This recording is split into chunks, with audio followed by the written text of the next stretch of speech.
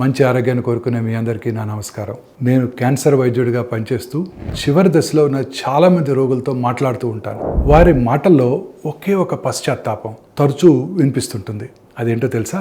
అది డబ్బు గురించి కాదు, దేని గురించో ఇవాళ మీకు చెప్తాను. ఎక్కువ డబ్బు సంపాదించి ఉంటే బాగుండేది, లేదా ఎక్కువ వస్తువులు కొని ఉంటే బాగుండేది, పెద్ద ఇల్లు కొనుక్కొని ఉంటే ఇంకా బాగుండేది అని ఎవ్వరూ అనరు.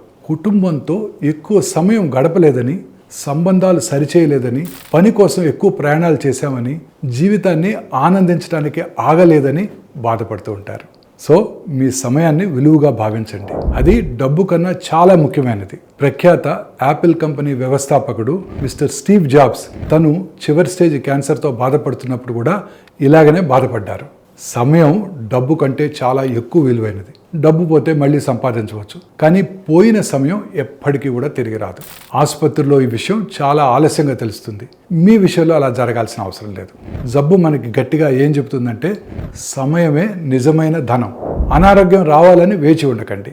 మీ సమయాన్ని ప్రేమించే వాళ్ళతో, మంచి పనులతో, మళ్ళీ రాని క్షణాలతో గడుపుతూ ఉండండి.